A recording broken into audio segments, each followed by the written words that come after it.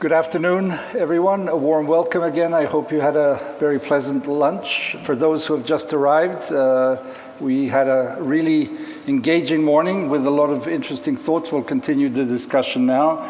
But let me immediately welcome the chair of the Supervisory Board of the ERSTE Foundation, the Aufsichtsrat of the Foundation. And he will give us an introductory talk about the situation and the challenges of Europe, but from an economic and financial aspect. Andreas, please come up here. Thank you.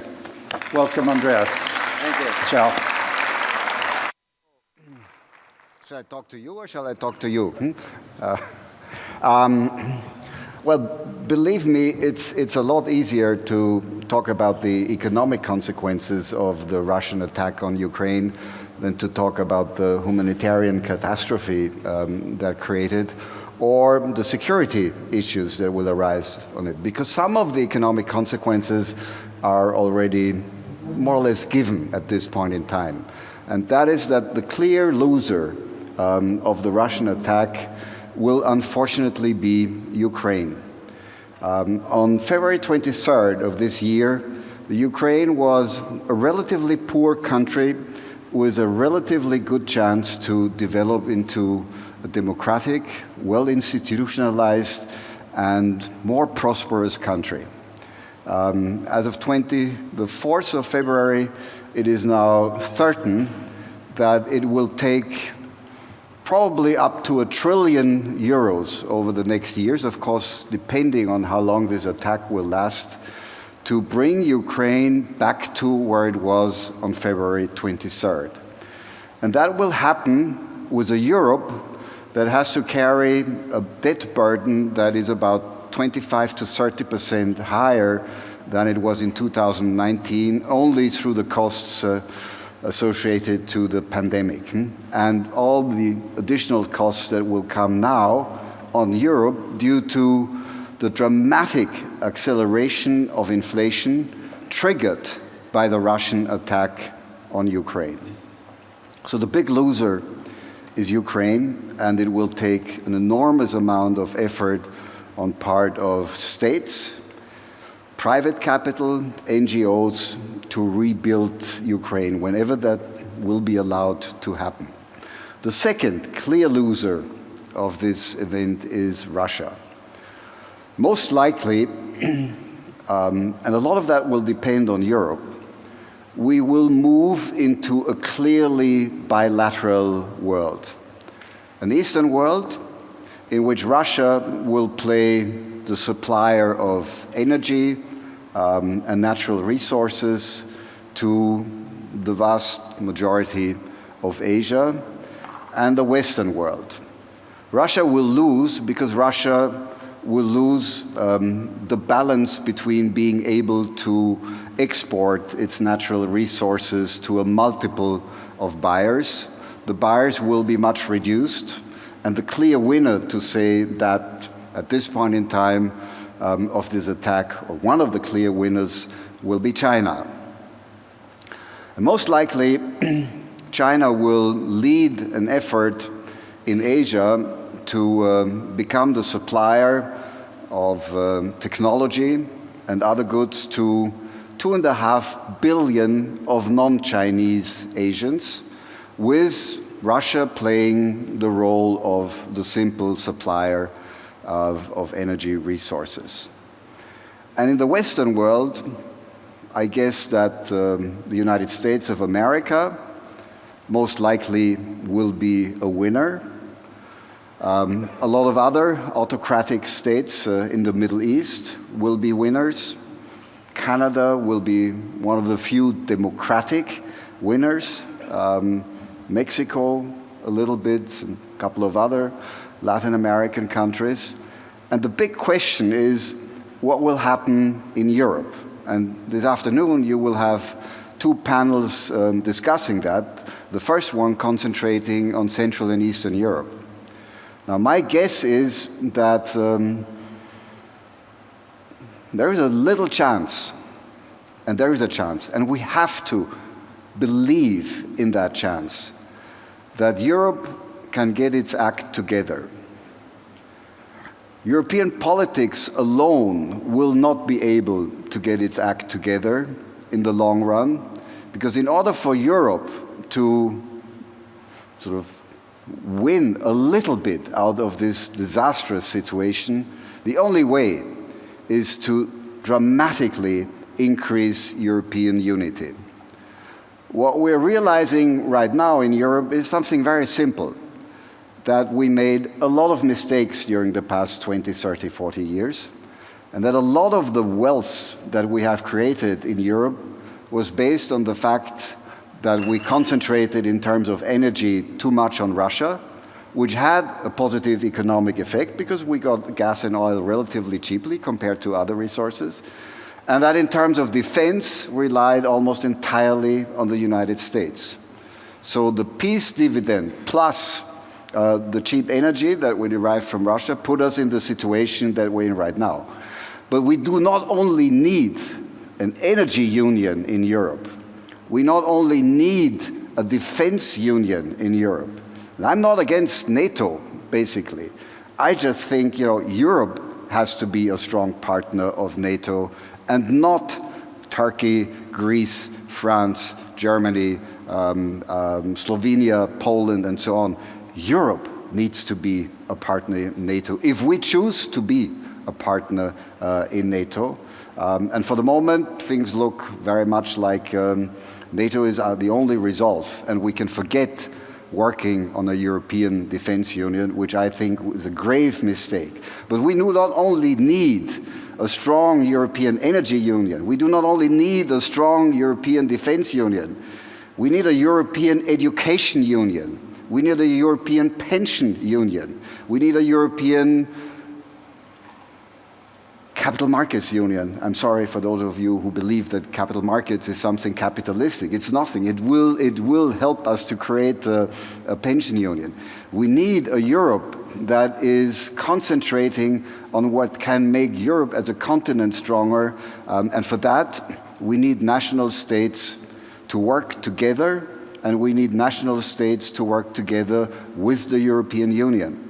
Because what we are about to engage in Europe, if we want to make it, is a decade-long revival of what we stopped many decades ago, and that is the unification of Europe without touching national identity. And a pension union does not hamper national identity. An education union doesn't either. A network union doesn't. A data union doesn't. We need all of those things in order to make Europe strong again. We cannot rely on politics alone. We need an incredibly strong civil society in Europe. But in order to create a strong civil society in Europe, we have to agree that we have to de-ideologize a lot of subjects. Defense is not left or right. Pensions are not left or right. Wealth is not left or right. Wealth for everybody is not left or right. It is just necessary to have a peaceful society. Education is not left or right. Data is not left or right. And digital networks are not left or right.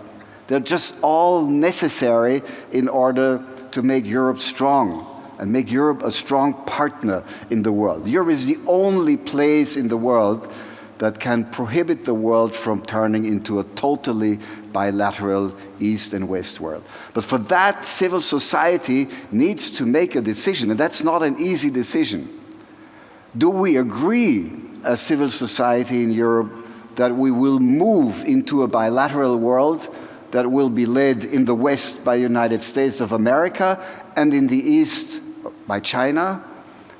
Or do we want to leave, at least in terms of trade and economics, not in terms of human rights, not in terms of democracy, but in terms of trade and economics? Do we believe that we can build a bridge between East and West in Europe? And civil society has to make that choice, because politics in Europe will only react if politics in Europe realizes that the European civil society wants something. We need a Friday for Future movement on many issues in Europe. We need it fast, and we need it for a long time. Thank you very much.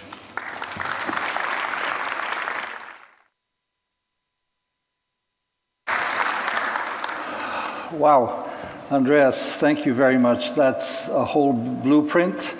We need to give a chance. That's what we've been discussing, that we need to be bold, courageous, and that if Europe is to have any position in the world, as you rightly said, it needs to make very clear decisions. I won't say any more because we have a terrific panel lined up, as you yourself said, on Central and Eastern Europe. And before I hand over the floor to Marta, I just say that we have two additions to our expert table. One is Stefan Lehne, who's right away furiously over there. Welcome, Stefan. And Slavomir Sierakowski, who is a senior fellow at the German Council on Foreign Relations, the DGAP. Welcome both. Marta, the floor is yours.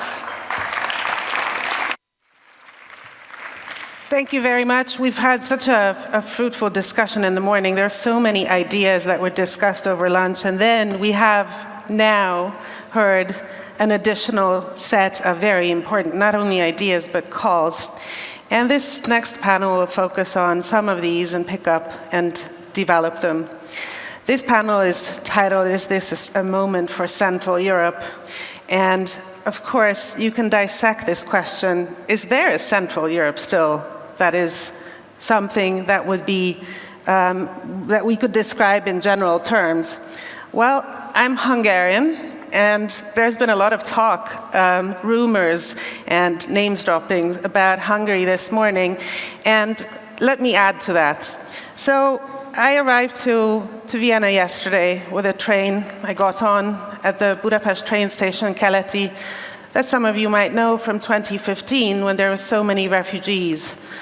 And only civil society helped them, and in fact the Hungarian government made sure that they would end up here at Hauptbahnhof or further on in Germany. A train station is a place where you arrive, maybe with hopes, or maybe you leave something, you leave your hopes behind. And as I got off the train station, or the train yesterday at Hauptbahnhof, it was very striking that here, when you go up on the escalator, you see billboards, posters, all calling on people to support Ukraine. You don't see anything of this in the streets in Budapest. But what you do see today and this weekend is the US Conservative Political Action Committee having its hate fest, where the Hungarian Prime Minister is rolling out his 12-point plan about how to achieve and hold on to political power. And one of the things that he's talking about is that media needs to be built up. You need to build your own media, he's telling American so-called conservatives. But actually you need to do more. You need to actually eliminate discussion about issues. You need to make sure that Hungarians do not face the reality of people like our friend Olga and our friend Maria. That we cannot have a conversation about this. It's not only because of a captured media environment, but also because people are threatened and feel a deep sense of threat and insecurity that can be exploited. Some of this, of course, Ivan Krastev and Stephen Holmes reflected on this, and you said the light had actually failed. But the question perhaps for a wider understanding of Central Europe, are there places where there's a light that is being turned on, and are we seeing it, and are we bringing that light back to the EU? And who is doing this? So I go back to your notion of civil society. Where are the citizens in this equation? What's happening to them? They're not seeing in many Central European places the stories, the human faces, the inspirational pitches about people living with us in this space, wanting to join an ideal Europe. Many citizens will, of course, feel that this ideal Europe doesn't even exist. This sense of disillusionment, the non-delivery of the promise of 1989, if you will, is very prevalent in Central Europe. We have, of course, wonderful societies in Central Europe welcoming refugees, hosting them in their homes, being supported by their governments. But when these refugees arrive, we hear very persuasively that they come not only because they're fleeing war, but they come to Europe for safety, for a peace project, for a democracy project. Are we delivering that to them? I wonder what the Ukrainian refugees who are going to be staying in our countries a few months down the line, what kind of experiences are they going to have about our European democracy? Will they still experience a lasting sense of solidarity? A sense of solidarity where we actually are giving up, maybe just a bit, so that they can feel safe. And we can all feel safe. Now, this is not what's being discussed in Budapest today, obviously.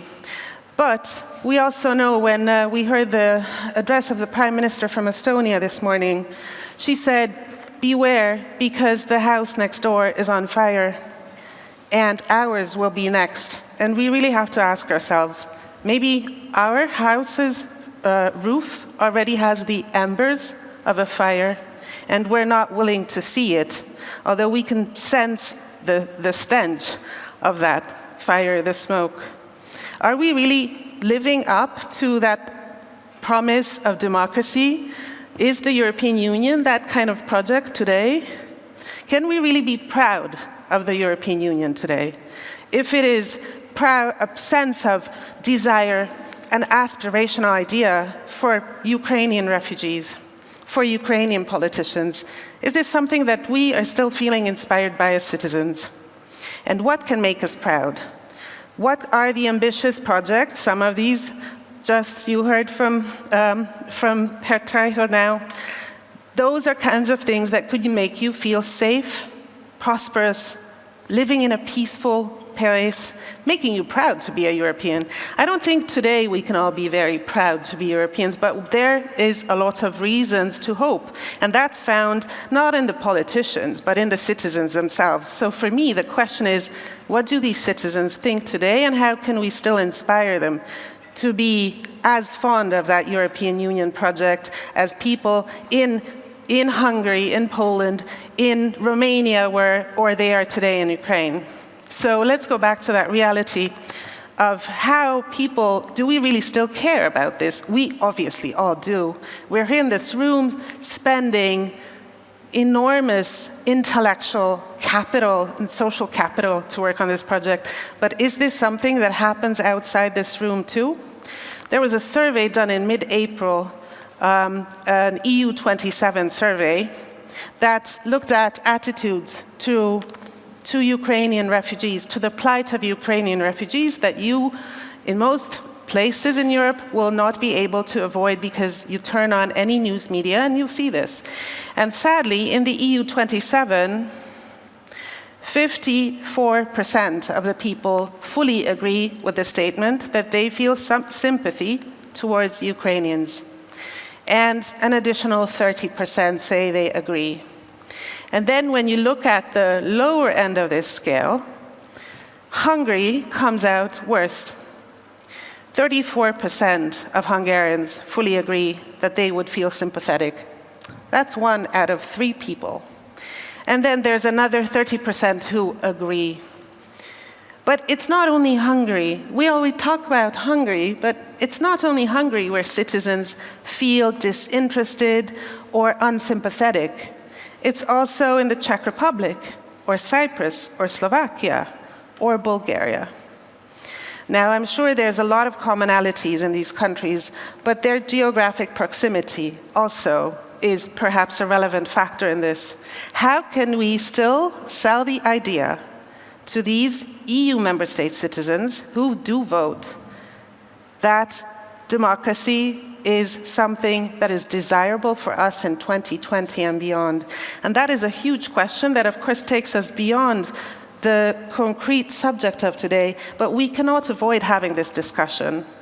As we see the European Union's backsliding and the very often called out ineffective action on rule of law, on fundamental human rights, on democracy itself, what do we see? I go to panels all the time on this. I hear a lot of smart people and read as much as I can about this. And there's the words ineffectiveness, undecisiveness, hesitancy, reluctance, the notions that we should be feeling as proud Europeans are the ones that are being cast aside. And EU unity, of course, now, when it comes to the war, is also one of these dilemmas. At what price? And do we need to really pay that price? Can we have it both ways? Can we have a win-win for EU unity towards an aggressor, a dictatorship? Can we have EU unity in general towards authoritarianism and still be actively, vigilantly protecting the same values that we are supposed to be caring for in Europe? So what does this mean for Central Europe? Well, will that often mentioned bond between certain Central European countries, Poland and Hungary, still hold on the 23rd of May, when the next General Affairs Council will discuss the Article 7 process, when there will be a hearing organized? Will Poland maybe ask a question from the Hungarian government? What will happen with Estonia? Clearly very different end of the spectrum when it comes to what to do about Russia from the Hungarian government. Will they speak up? These are tiny but super important steps. We shouldn't overlook them, but we should encourage them. But we really have to be on the lookout for them because they're so rare and they're so small and they're so incremental. So what are the citizens telling us?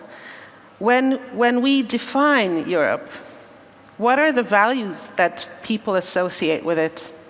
I think it would be really important to track this over time and to see whether in Central Europe or elsewhere we get a stronger reaction. And I think on these topics, which are very broad, we'll have Karolina Wigura, who will speak first, and then we'll have Knaus, who will also tell us his ideas about Central Europe. Is this a moment for rule of law democracy and for Ukraine, and for our common hopes of a peaceful future? So please, Karolina, I invite you.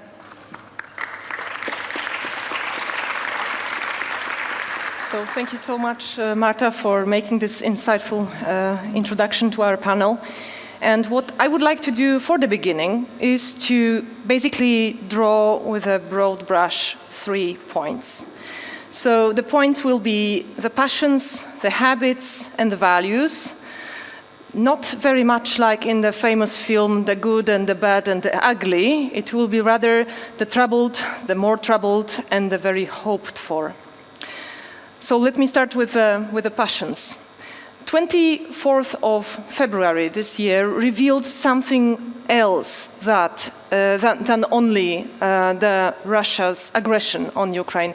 It also revealed certain passions and the divide of passions within European Union, within Europe itself.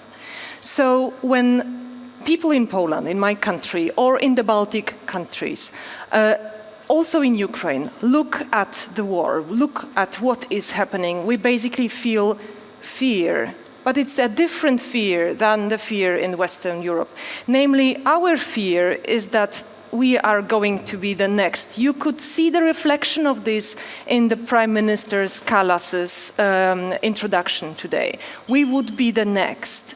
This is a fear that our sovereignty that has been gained with such an amount of work will be lost again. And this is this eternal recurrence of losing sovereignty. This is something that we have been experiencing not for the past 100 years, but actually we have been experiencing this recurrence of Russian imperialism for at least 200 or 300 years, which is also very much reflected in Sergei Pochy's latest book, The Lost Kingdom.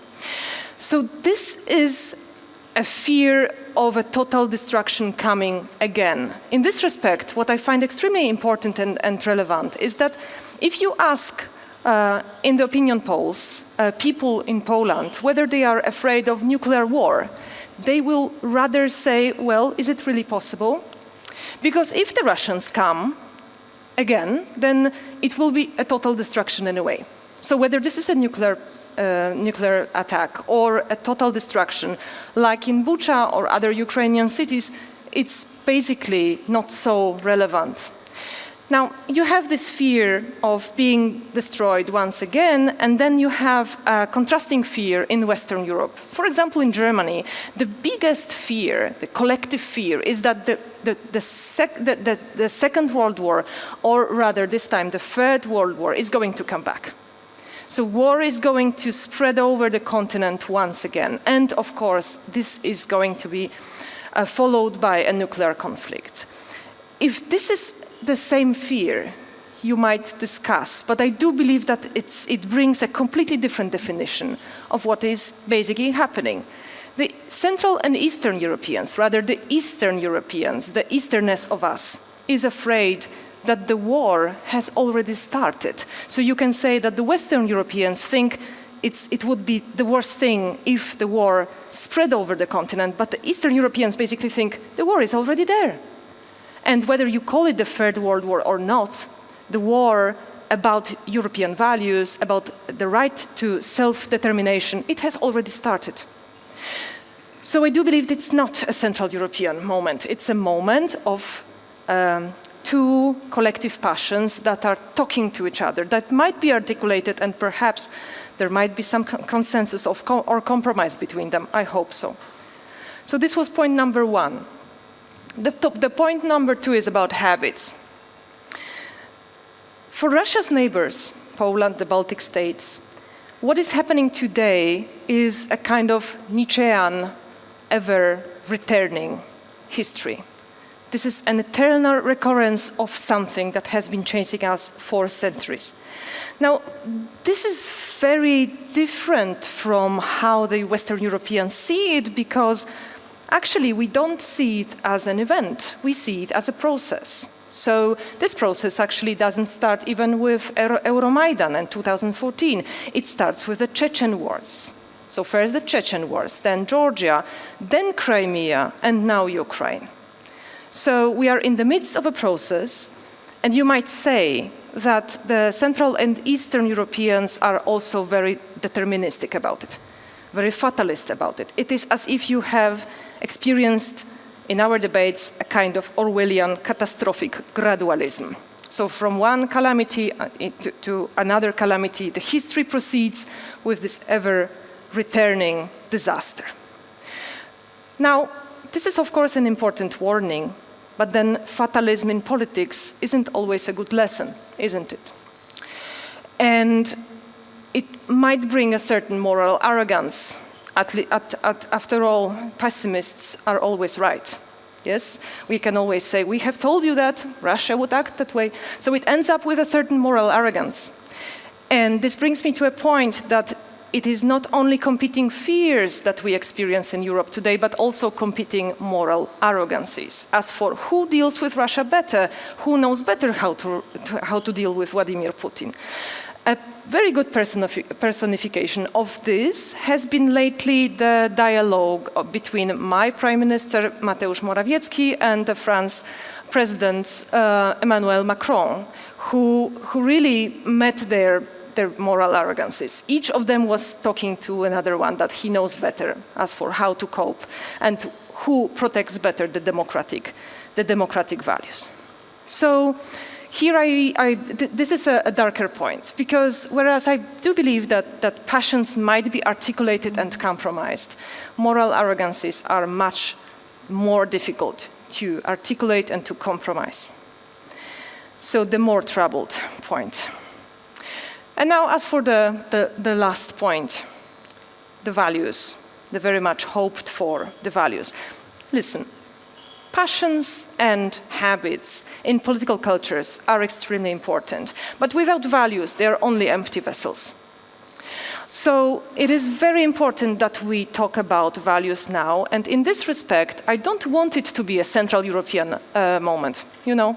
I want it to be a European moment, because this is basically what we can learn from the Ukrainians, right? We can learn from the Ukrainians that you can passionately defend European values. This is exactly what they are doing. And of course, there are many paradoxes, and you can ask here, well, how is it possible that people, once they join the European Union, they become so skeptical about it? Like the Poles, like the Hungarians, right? Zsuzsa, we have been smiling to each other a lot today about our tragic smile about our countries. So this is basically what the Europeans are fighting for. Those are the European values. Those are the values of democracy, self-determination, and freedom. And I do believe that this is what this moment should be about. And let me just finish with the light. I love the metaphor of light by Stephen and Ivan. And I don't say that the light has come back to Poland. Not in the least. Mr. Kaczyński has not become a democrat overnight. He's still a sovereignist, and it happened that for a couple of weeks or months, he has the same interests like the West of Europe. But there is something which is happening to the society. This what has been happening to Polish society, that we have received those almost 3 million Ukrainians, and we have shown solidarity, has a particular name in my country. It is called the Carnival of Solidarity. Very nice name, but also a historical one. We used to call it, with this name, we used to call the 1980s, the beginning of the 1980s, and the movement of Solidarność. This what brought us to freedom. So it has a very important aspect of seeing each other, seeing that the conservatives and the liberals, they might be actually going together. So it is about learning from Ukrainians, it's about values, and it's about hope. Because who, if not Ukrainians, shown us that there is also hope in politics. Thank you.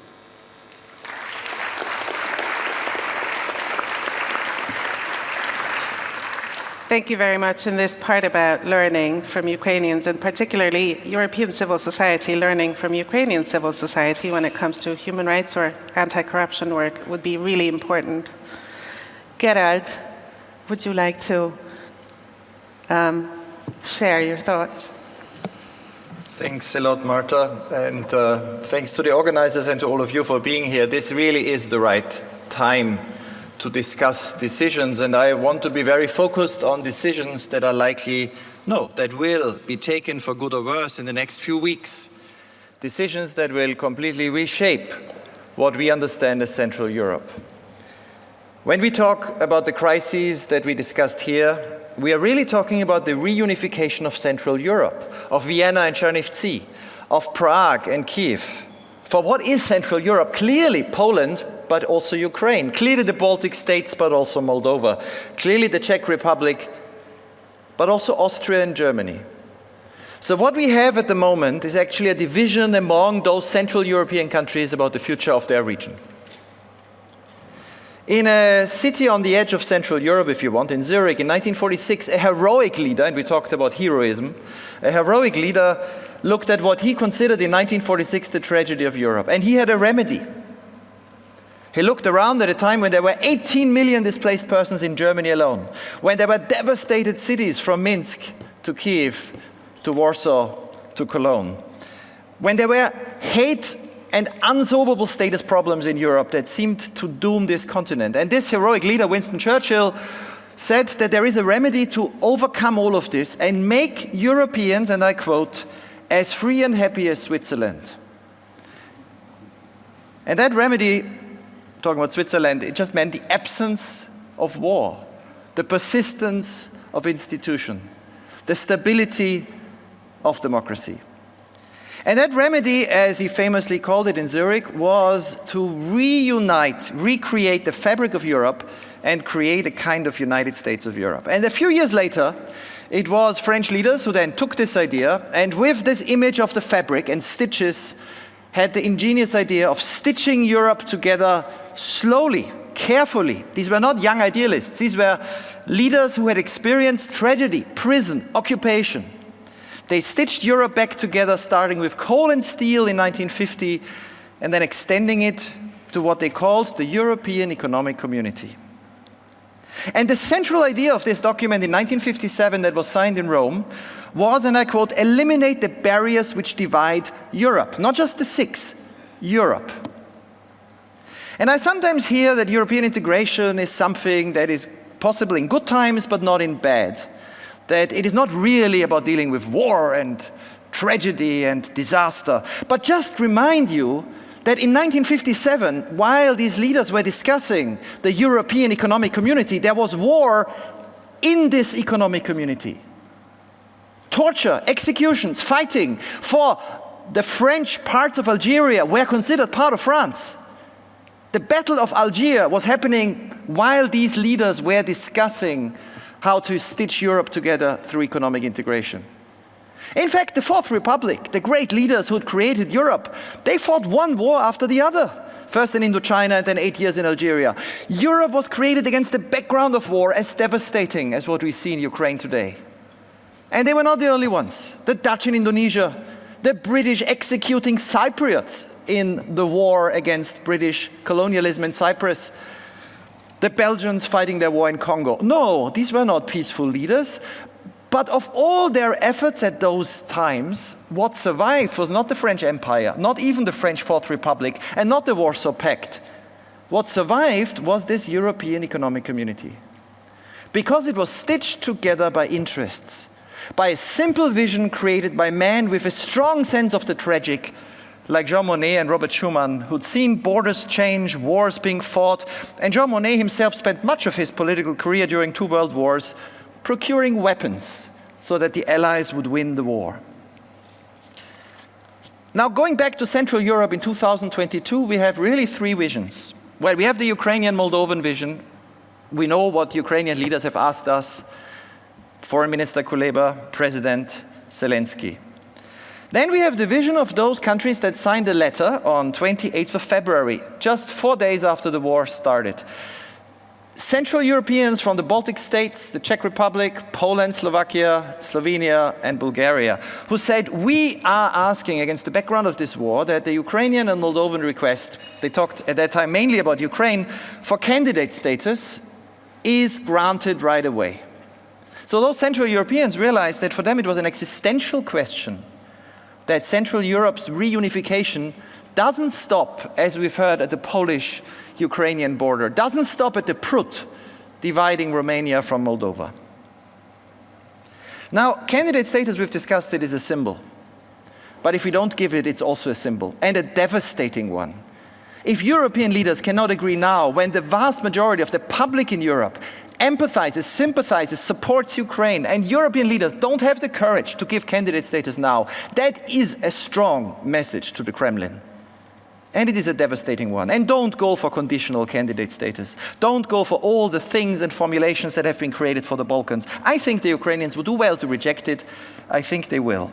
But it is a symbol. We don't build Europe with symbols. That's the lesson of Jean Monnet and Schuman and Spaak and the founders of Europe. That's what worked.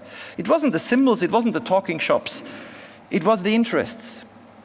And the interest in this vision from the Treaty of Rome, eliminate the barriers which divide Europe. It took a while. But in the end, those barriers were divided. The borders became invisible between France and Germany, between Germany and Poland. We will have to work to make the border between Poland and Ukraine and between Romania and Moldova as invisible in the next few years. And the way to do that is to focus on the technical with a political vision, to focus on the 4 freedoms. I sometimes hear that European integration is all that technical stuff, all this box checking, all these discussions on laws and regulations, but what is behind it is of essential importance for people. Ukrainians got freedom of movement. They can move everywhere in the European Union. Are we going to take it away or are we going to complete it? But if we complete it, why not complete it with all 4 freedoms? And how long would that take? We know.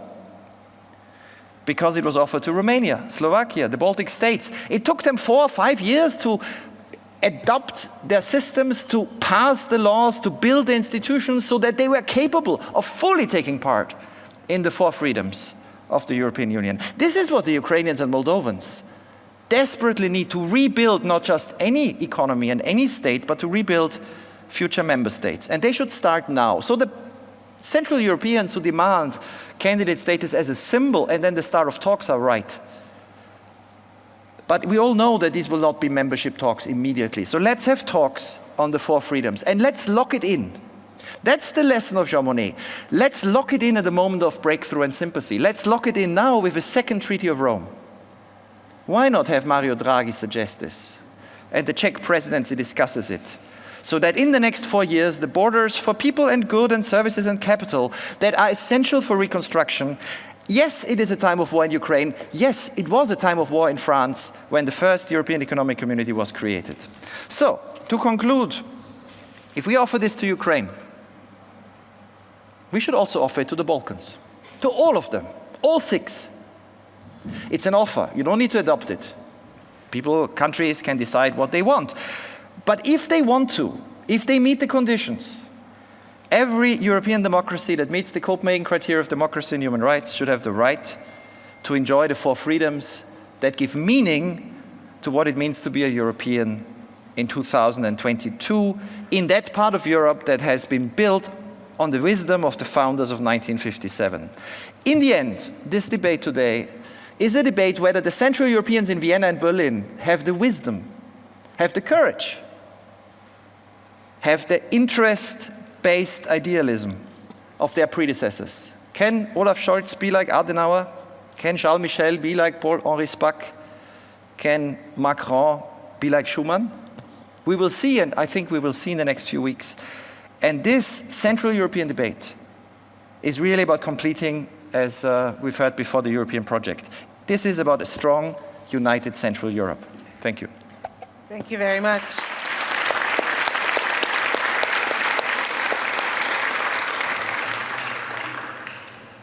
So following up on your approach, Ivana, do we have a protagonist and an antagonist? Can we do this, capture the hearts and minds of citizens who vote with this interest-based, technical, high-level approach? Can we just persuade politicians without speaking to the people and explaining to them why it's good for us and why we should share that good with others? That's, I think, a huge question, although one approach might be more tedious and slower and might not guarantee the results, but for what it's worth, what do we invest in this? So, you want to come back to this? Yes. Just one point. I was in Moldova last week, and it was striking to see. Sorry, I talk here. I was in Moldova last week, and it was striking to see on weekends and holidays people in the poorest country of Europe with the largest per capita number of refugees from Ukraine. 3.7% of the population of Moldova are Ukrainian refugees at the moment. At a situation of great tension, rising energy prices, their port in Odessa, where most of the exports went through, blocked. Civil servants in all these ministries were working on the weekends, on the holidays, late hours, to answer the questions the Commission had sent them. They were highly motivated.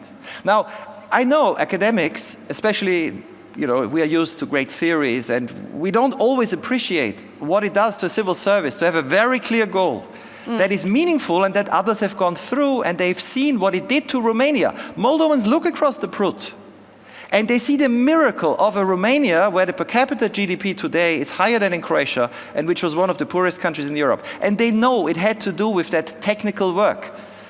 Many of them have a Romanian passport, and some with Romanian passports came back to Moldova now to work on this project. I met state secretaries who could work abroad. So, yes, it is inspiring. For them, I think it's undoubtable that they have an inspiring, clear-cut goal that serves their interests, their children's future. But what does it tell somebody in Košice? Why do we have to choose? Why do we have to choose? Do we? Between interests and passions, or interests and symbols. I do believe that they are just two sides of the same coin.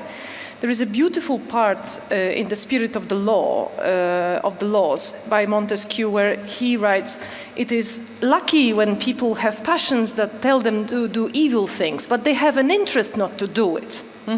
Right? So, and I believe what we have been discussing today the European Union, the Westernization, the myth of the West as a better life, not only economically but also morally. Last but not least, forgiveness in Europe. All of those have also economical fundaments. You couldn't actually imagine a reconciliation with the past in Europe without this economic interest. And I do believe that this is exactly what we should be talking about. Like, we don't have to choose between those two. Thank you. I really liked the notion of stitches, stitches to integrate, stitches to unify. And we really should ask ourselves, has this external border of the European Union created an artificial but very hard border between societies? And are these stitches between Ukrainians and Polish citizens, have they just sprung up now since February 24, or were they there before? What is the experience of somebody living in Belgium with, have they ever been to Kiev? Have they ever met people in any kind of setting? So do we have this European civil space, and how can we ensure that people really cross borders in every sense?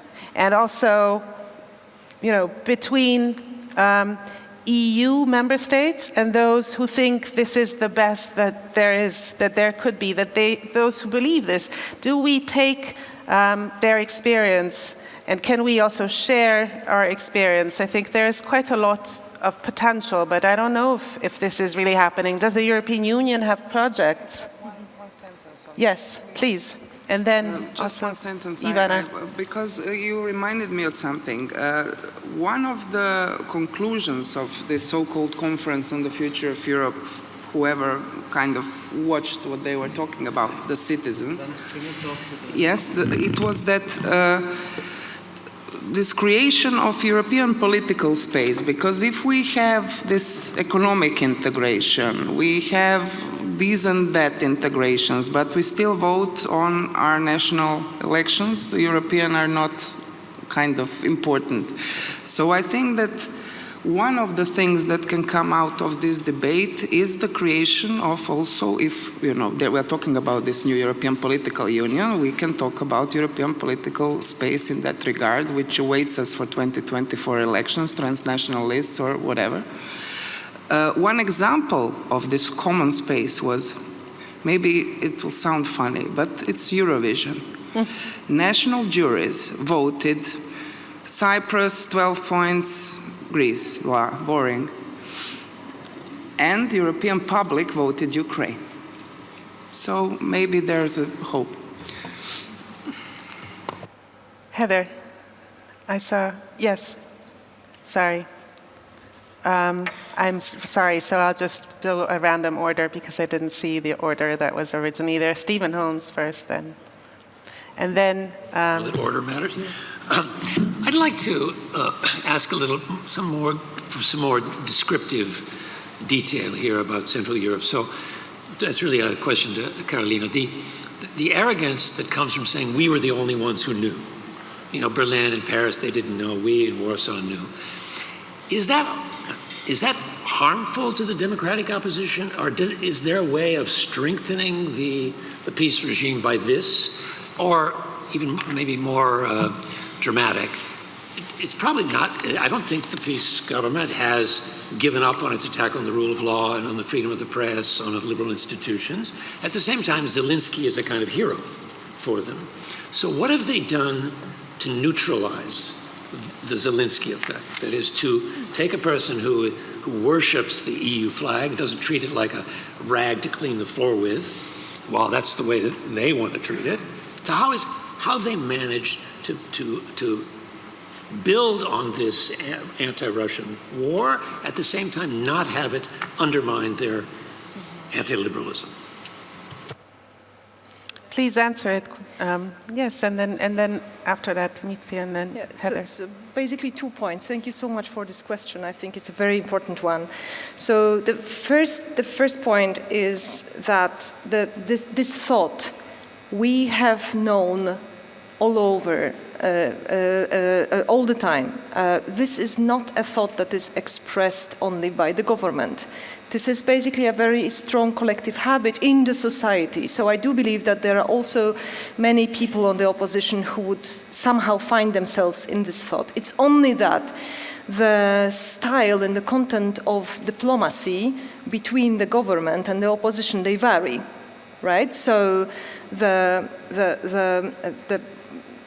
government style will be perhaps to make one step further without even consulting this with the Western allies, like the Kiev trip, for example, without any consultation, right? Whereas the opposition would rather try to build certain allies. Like in the past, when Sierakowski, he was actually famous for this, for the fact that he was being listened and he was capable of creating, for example, an alliance between Poles and Germans and French and the East, and he played quite a role during the Euromaidan. So this is one thing. The second thing, how the government was neutralizing. Manages to neutralize the EU. The EU worshipping Zelensky while they have a different attitude. At the moment, they seem to have undermined. At the moment, they are capitalizing. Okay. Because what you have been seeing in the media about Poles receiving Ukrainians, etc., let's be honest about it. The government opened the border. This is what they did. Right? They did perhaps 1 or 2 or 3 more steps, but basically this is the work of the civil society, and the government is capitalizing on it. So this is point number 1. Point number 2, I regret to have to say it, but they are also playing the Polish victim card.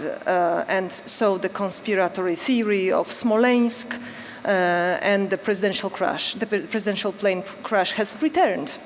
So as if they were saying, we were the first victims, before the Ukrainians were the Poles, etc., etc. So they are surely capitalizing and neutralizing, even though it seems that this part of Zelensky's politics, which is devoted to sovereignty, is somehow, they have it in common, right? Only without the liberalism and democracy part. Well, we heard this morning that in certain parts of the world, like the West Balkans, the EU is not viewed as a savior.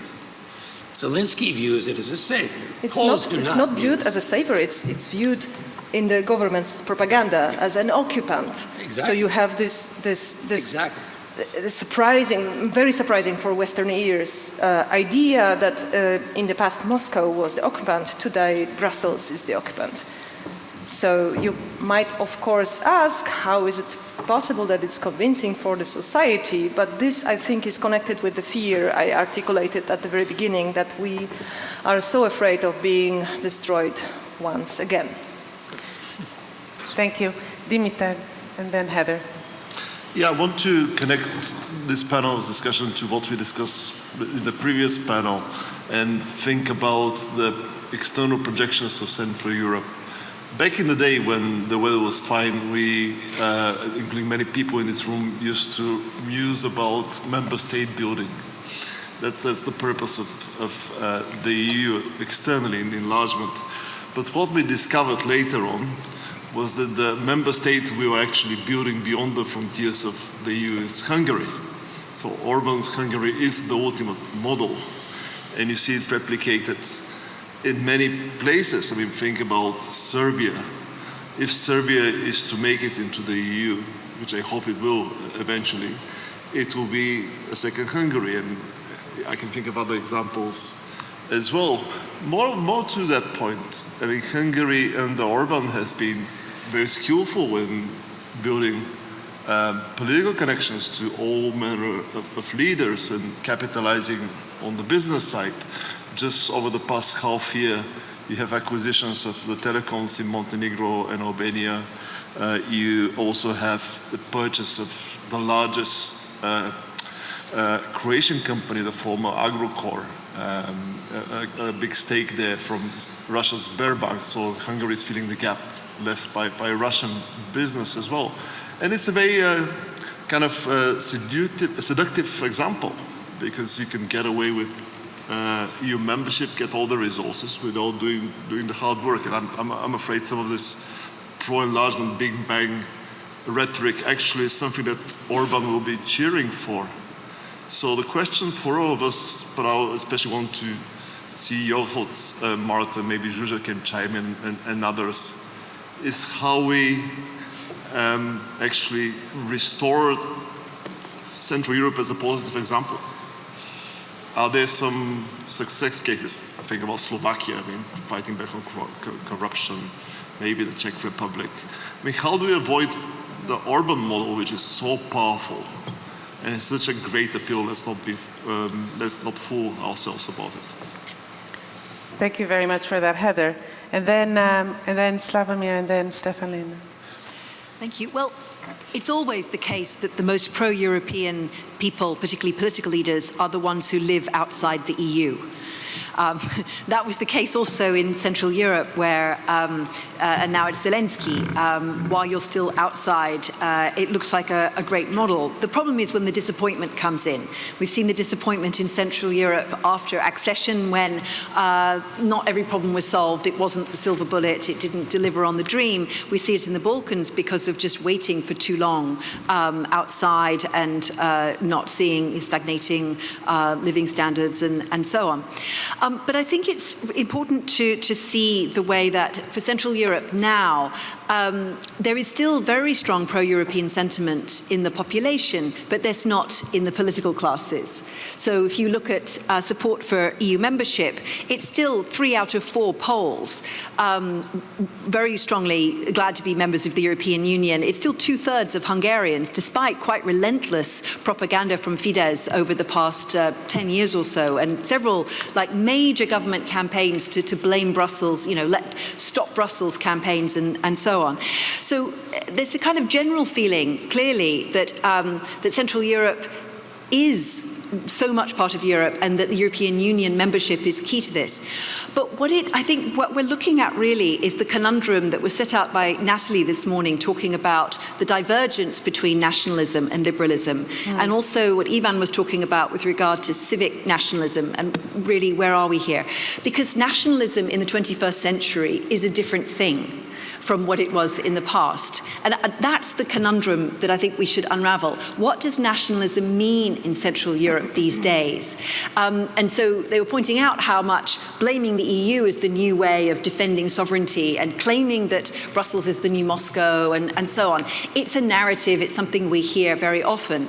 And it's something that came also from the British debate, from Brexit. Many of the same memes that were used in the Brexit debate are now used in Central Europe. You can see a direct translation into Hungarian in particular, but also Polish and Czech to a large extent. But how now with the war in Ukraine is that affected? And I think there are 2 things we really should think about.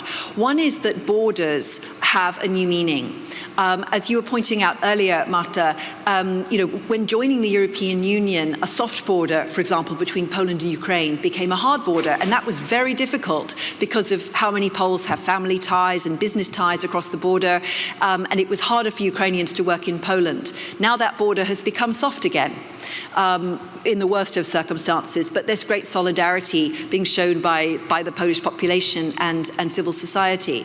So people have experienced these changes. In Hungary, we saw, as you were pointing out earlier, and as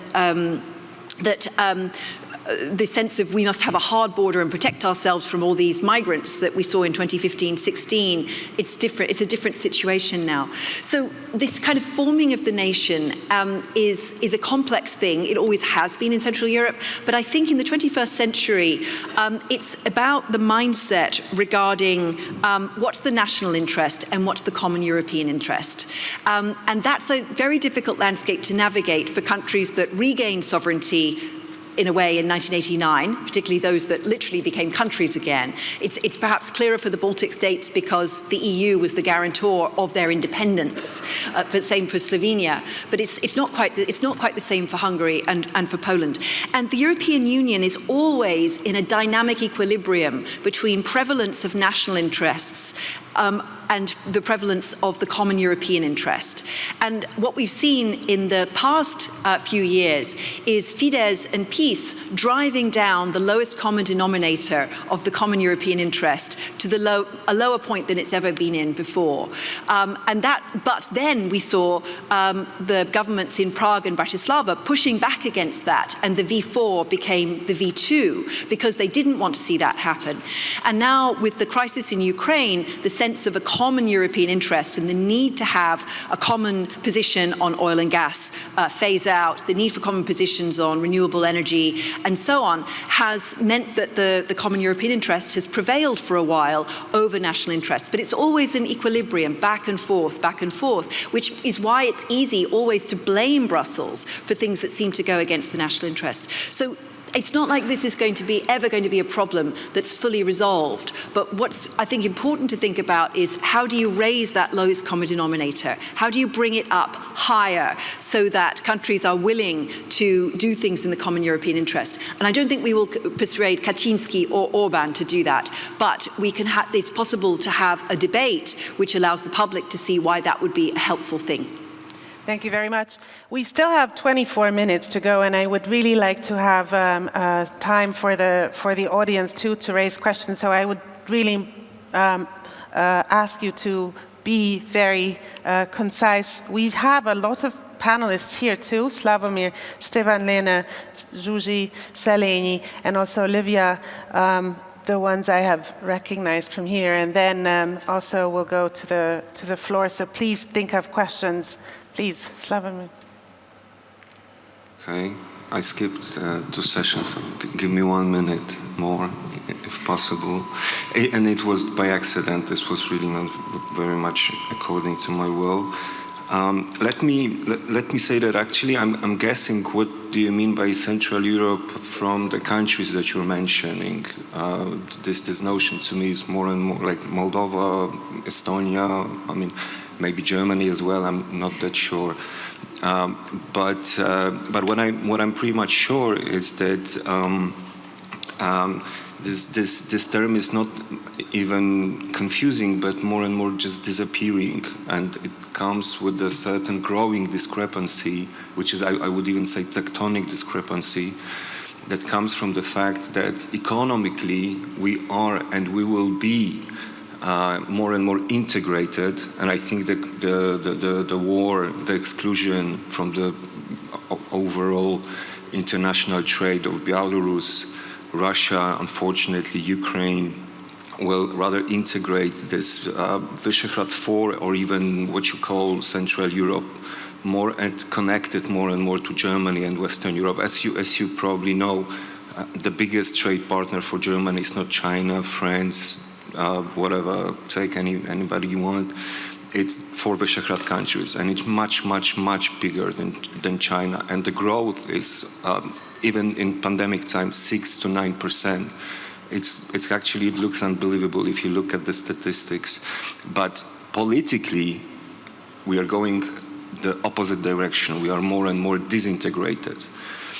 So this discrepancy is pretty much interesting, but it can just blow up. And I'm thinking, and it comes actually with another discrepancy. Of course, and this is why we're talking about Central Europe and Central Europe's moment. It comes only, it doesn't come from Europe, it comes only with American engagement, which makes another tectonic division inside Central Europe, because what we are observing also is, I would call it German indolency. I would even say Germany is losing Eastern Europe, which you can hear not from populist side, from all sides, in Poland, in Warsaw, in Czech Republic, in Bratislava, about Germany is something very, very different. What I'm afraid of also, and this would be my, let's say, third point, is that you can have it soon in Ukraine, or you already have it, and the anti-Western backlash in Ukraine is something that we have not even in our imagination, and this is something what we should absolutely discuss, because it's coming. I understand the Italian plan for Ukraine is for internal use, and a competition with Lega Nord. But what I hear from Macron, and I understand it also that it's for some kind of use, some kind of division roles that are between the states, Macron, Scholz. But what I'm seeing in Germany, when the entire press is supporting sending heavy weapon to Ukraine, Bundestag supported it with a huge majority. The government is supporting it, and on one person for mysterious reasons is blocking it. It resonates because Germany was the country to be the leader, and it's kind of an anti-leadership.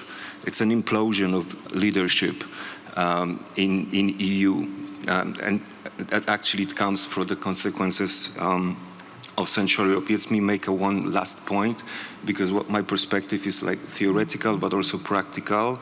I run an organization that was from the day one engaged in refugee crisis, and I can tell you that Poland is just one big NGO. It's not really the state. And it will go like this, because I see how flexible this situation is. It's highly flexible. We started with the 3 kindergartens, actually with the help of ERSTE Bank. Thank you very much again. This was very important, one of the first actors that helped us. But we realized that the kindergartens are actually less and less important because of what women are so traumatic, they don't want to leave children. So then we have to switch immediately to psychological help, self-defense. This is one of the first aim. So I cannot imagine Polish state to join us this way and to join us soon. I know that you want me to finish, but let me just leave it with this 3-4 points for the further discussion. Thank you. All of them were very important, and particularly the one about civil society stepping in when the state is unable or unwilling. Really also rings home. Yes, Stefan. Thank you very much. I think as far as the EU is concerned, I wonder whether this is not the moment where Central Europe disappears as an identifiable group. Because I'm often struck that 17 years after the big enlargement, people still speak about the new member states. And this division is still there. And I think fundamentally both sides are to blame for the divisions. I think the Central Europeans sometimes cultivate their grievances from a different type of quality of foods to many other issues. They feel discriminated. And that led to a situation where somehow the image of the Central Europeans are dominated by the Visegrad Group, and the image of the Visegrad Group is dominated by Poland and Hungary, which leads to a totally distorted picture. And the West is to blame for it, for lack of interest and lack of engagement. I think the big exceptions are the Baltic states, where you really had a very, very strong engagement from the Scandinavian countries, which made a very clear difference in the way the societies developed. I wonder and I hope whether this common engagement for Ukraine, this new focus on the region, will finally lead to a situation where this division finally disappears. Thank you. Thank you. Susie. So thank you very much. It's a very diverse discussion, and I try to just bring up a thing about expectations of the European Union, which might also be useful for those who are aspiring to joining the EU and that to join this discussion to the morning. Because that's a very important thing, and I think in Central Europe, which I actually have an idea what it is, and I don't think it will disappear, but because it's cultural, but that's a different discussion. So when we joined the EU, and well after the regime change, it was a big emancipatory project.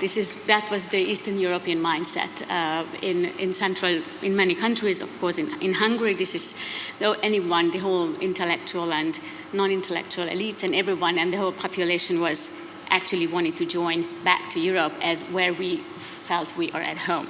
That has significantly changed 2010, very much because of a political narrative, which was represented very strongly by Orban first, this whole sovereignist idea.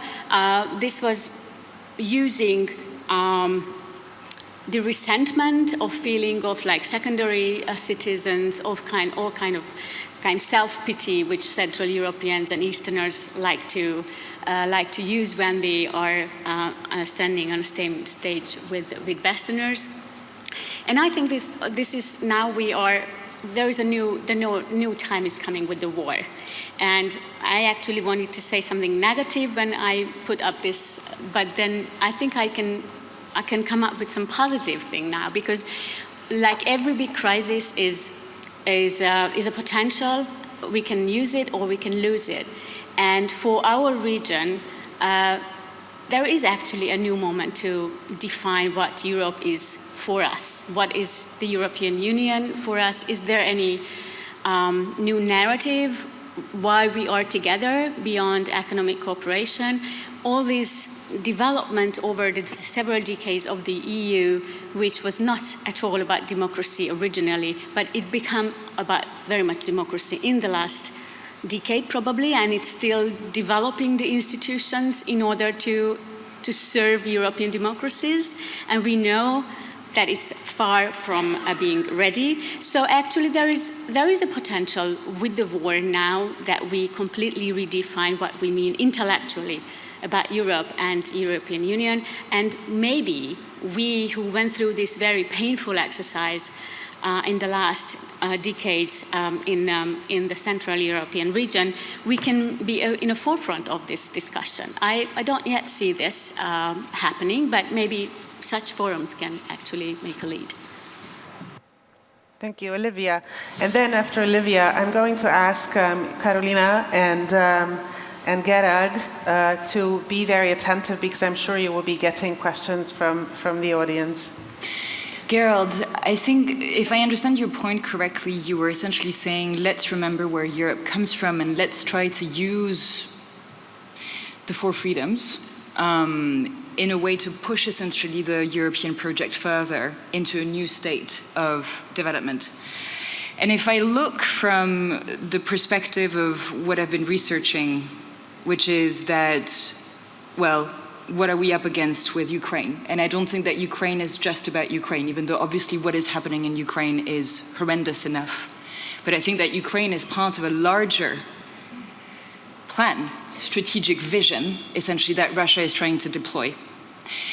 In response to that, it makes sense naturally and instinctively for a person like me to say, well, yes, of course, it makes a lot of sense for Europe to essentially sort of react to this and sort of try to draw as closely as possible and integrate as closely as possible from a geopolitical perspective. And that requires more of an integration with Ukraine, with the Western Balkans, essentially sort of looking at this region that for all intents and purposes we've talked about as the neighborhood for a really long time, and draw them closer.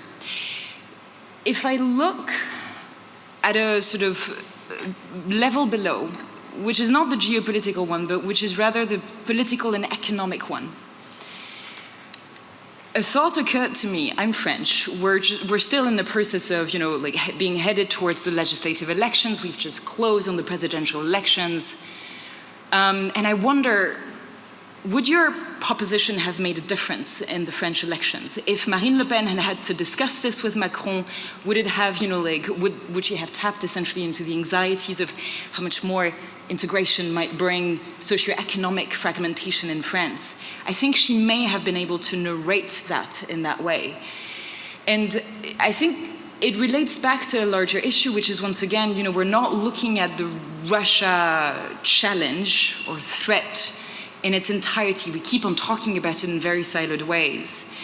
Russia is indeed deploying a lot of different tactics and strategies to weaken the European Union from the inside, and that includes also supporting some political parties that are used as Trojan horses, for all intents and purposes, that are used to sort of fragment the European Union from the inside. And so I think that if your proposition were to work, and I think that it is necessary for it to work, then the question becomes, how do we really tap into a concerted effort of how do we narrate the problem, how do we protect ourselves within each and every country against the manipulation and the targeted disinformation and the targeted fragmentation that Russia is deploying within key countries to try and prevent that type of integrated project and that type of sort of visionary project.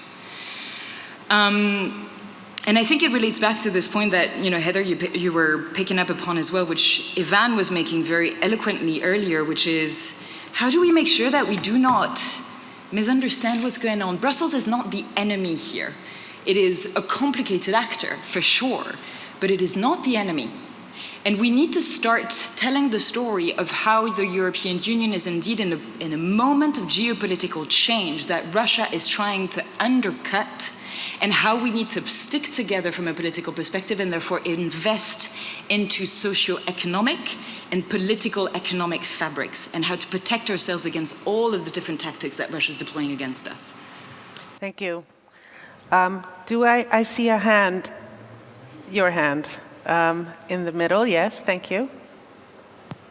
Hello, Annunziata Magis from ERSTE Group. We've heard some of the importance of civil society, but what role should Central European countries play with their humanitarian and development assistance to Moldova and Ukraine?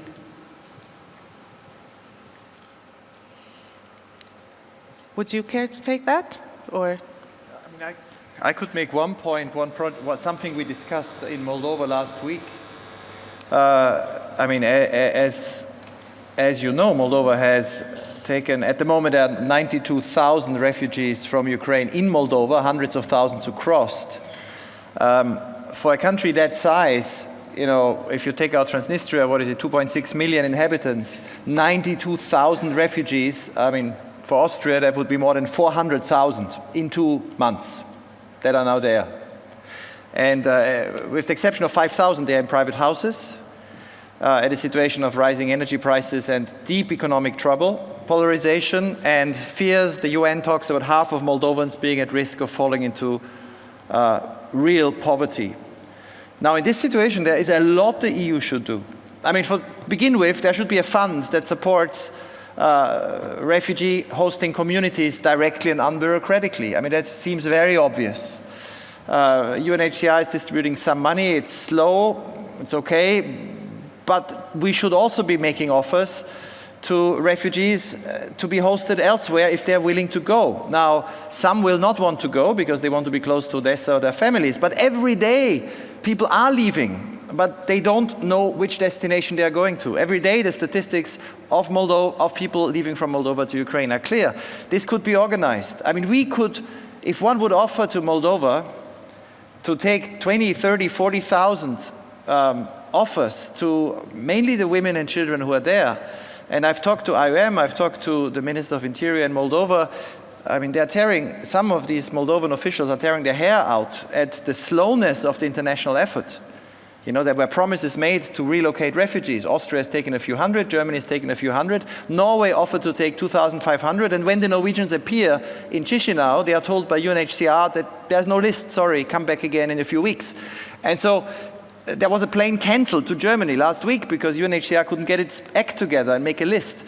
This is crazy. So do this well, bring refugees, those who are interested, inform them about what awaits them, because otherwise why would they get into a plane? Help those who stay there more. And I think there should be a European fund also for the European Union. In Poland, the municipalities have a huge cost with, Warsaw, with not only huge number of refugees. This is a moment for a European fund to support municipalities that are hosting refugees generously. That would be concrete solidarity. There are things one could do. At the moment, there's a little bit of a laissez-faire attitude on this. People distribute themselves. It's worked amazingly well because of civil society, but that's not sustainable. Private houses cannot keep people for a year if they don't get support. And for more details, there is a lot on our website. That's what my colleagues and myself work on a lot at this moment. Thank you. Yes, the lady there, and then you in the second row.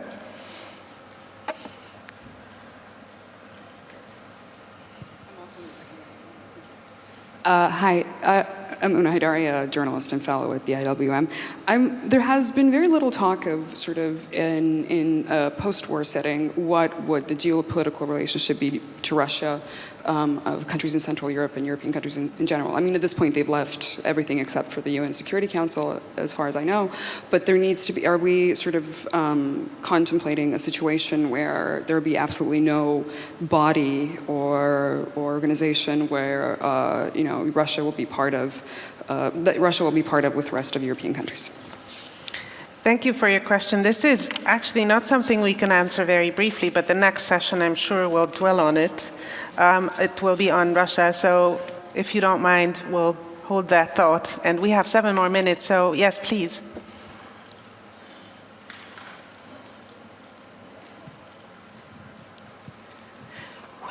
Hi, Marcus Howell, The Insight. If the EU enlargement process cannot be completed quickly for Ukraine, Moldova, Western Balkans, and people are unhappy with Macron's vision of a multi-speed Europe with affiliate membership, is there a third way?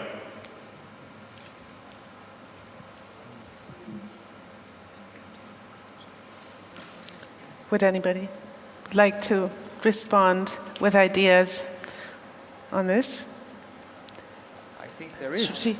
Oh, I'm sorry, you have both your thing up. Is it? Okay, go ahead, Gerhard, quickly, and then I mean, very quickly, I think there is. I think it makes perfect sense to give candidate status. I think it makes perfect sense to lock in the 4 freedoms.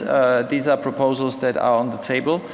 One of the big issues, and we've heard it, the view from Poland and other Central European, or from the Visegrad group countries, from liberals as well, is huge disappointment with Germany.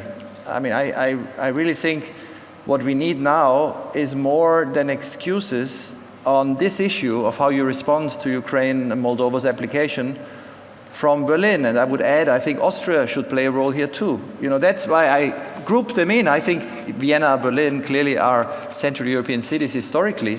But politically, they should have signed that letter that Poland, the Baltic states, the Czech Republic and Slovakia have signed.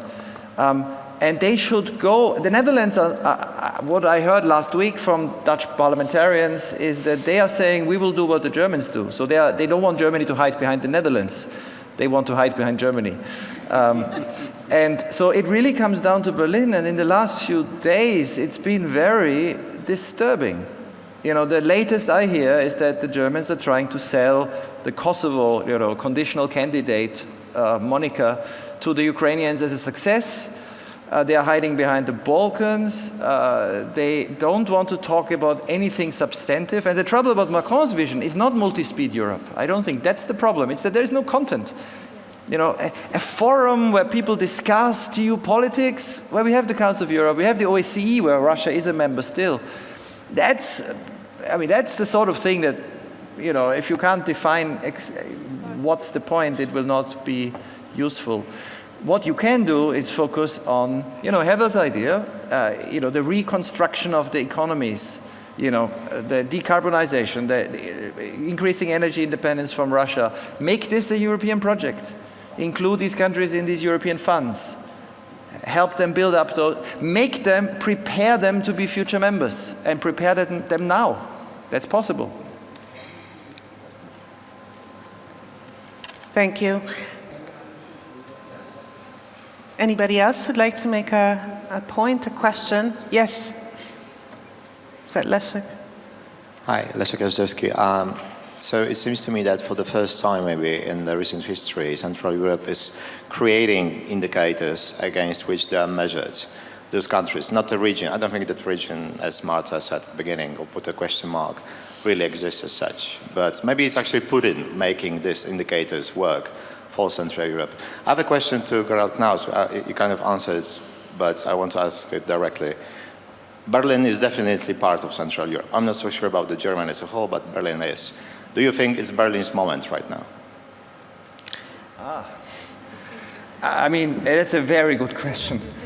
I think for Germany and for this coalition to be creative and bold and actually form an alliance on this with the 8 Central European EU members, talk to the French, bring them on board. Italy is actually very supportive under Prime Minister Draghi. And to show, and put this in a bigger context, which is also particularly German and Austrian, I think. I mean, Timothy Snyder has written about this, the tragedy of the states between Russia and Germany in the 20th century. You know, too weak economically, too weak strategically to avoid being absorbed and occupied by force throughout the century. Germany could redraw the line here and say, we feel a particular responsibility towards Ukraine. We will help complete this project of removing the barriers that was agreed in the Treaty of Rome 1957 and bring Ukraine in. We will take a lead on this, and we will bring Europe together around this vision. Public opinion is supportive at the moment. You know, that's what's so paradoxical, and it's been pointed out, that public opinion in Europe is supportive at this moment. But the politicians are lacking courage. And I mean, my one appeal, which is why I keep talking about this, these discussions are happening as we speak. You know, the foreign ministers meeting of the EU, the G7 meeting last week in Hanover with Kuleba and the Moldovan foreign minister, all these working groups and talking with the Commission, all these discussions. There are lots of members of the European Parliament that have formed a big lobby group for Ukraine. All these debates are happening right now, and the outcome will be determined in the next weeks. So anybody who has influence can talk, can write, can speak, including to German and Austrian politicians. On this one, to follow the lead of their Eastern EU neighbors and don't try to divert the Ukrainian and Moldovan aspirations into something meaningless, should do it. This is the moment. And then this could be Germany's moment. I mean, at least if it acts on time. Thank you very much. So as we draw to a close, I'd like to thank Carolina, Gerard, and everybody else for contributing. We find out that Central Europe might disappear, but we have a European moment. Thank you. Marta, thank you very much for the great moderation. Thank you to the speakers and again to our experts. We now have another half-hour coffee break, so I'll ask you to promptly be back here at 4:30.